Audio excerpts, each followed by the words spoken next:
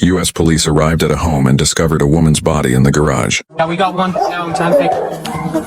Go back inside. Go back inside. I'm not gonna tell you again. Go back inside. Detain him. Santa Fe police, anyone inside? I can't clear. This body was covered in stab wounds. One ear had been brutally cut off and the head was nearly completely mutilated. She's right here by the door. So she's pretty much almost decapitated. So who exactly was the suspect behind this brutal crime? Hello everyone, this incident took place in Santa Fe, New Mexico on October 29, 2022. The Santa Fe Police Department received an emergency 911 call from a man who reported that his son had just witnessed a horrific murder at his girlfriend's house. The caller also said the suspect might be his son's girlfriend. After receiving the report, multiple officers quickly rushed to the scene. Take the door. I got you. Police department, let her shoot. Back up. Back up. What's going on? Who called? What? So some of us getting killed in here. We're being told that the girlfriend's in the garage. That's where she Where's the garage? apparently told me. Okay.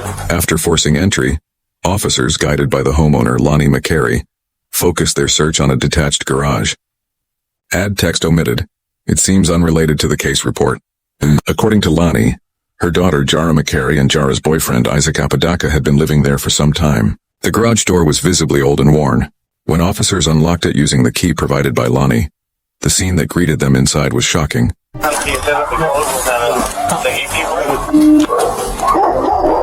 stay off the radio right now. Yeah, we got one down, Santa. Go back inside. Go back inside. I'm not gonna tell you again. Go back inside. Detain him. Santa Fe police, anyone inside? Santa Fe police.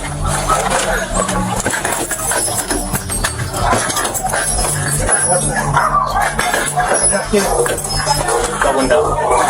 I can't clear.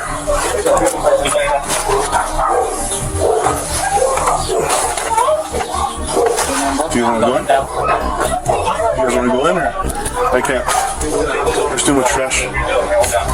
It's a 10.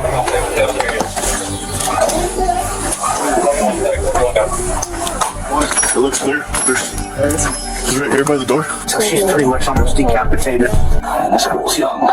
The body of 21-year-old African-American woman, Grace Jennings, was found lying on the ground with no signs of life.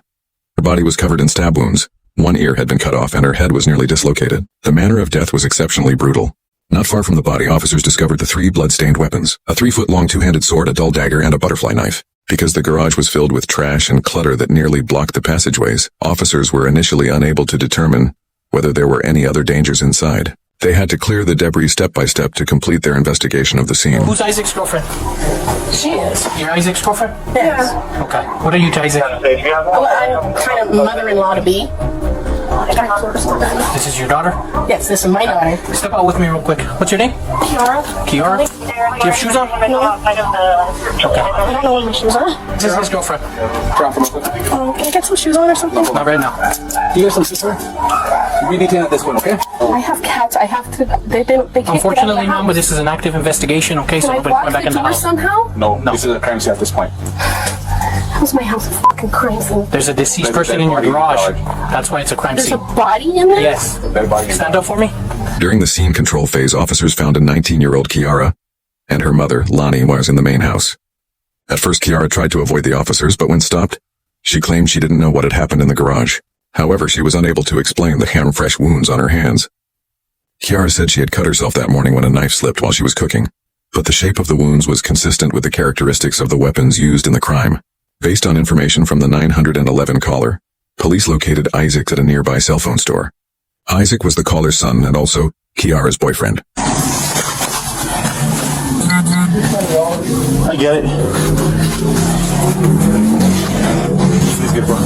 Here, for now, bro, just because it looks like your girlfriend or whoever's in there is really injured. So for now, we're gonna put you under detention, okay, until we can figure this out. Faced with the evidence, Isaac eventually admitted that he was the one who had planned the crime.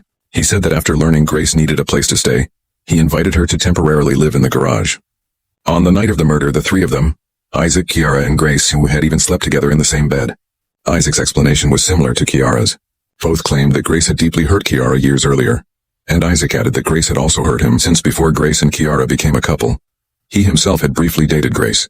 further entangling their relationships. In November 2022, a judge ruled that Kiara was not competent to stand trial and ordered her to be sent to a behavioral health facility.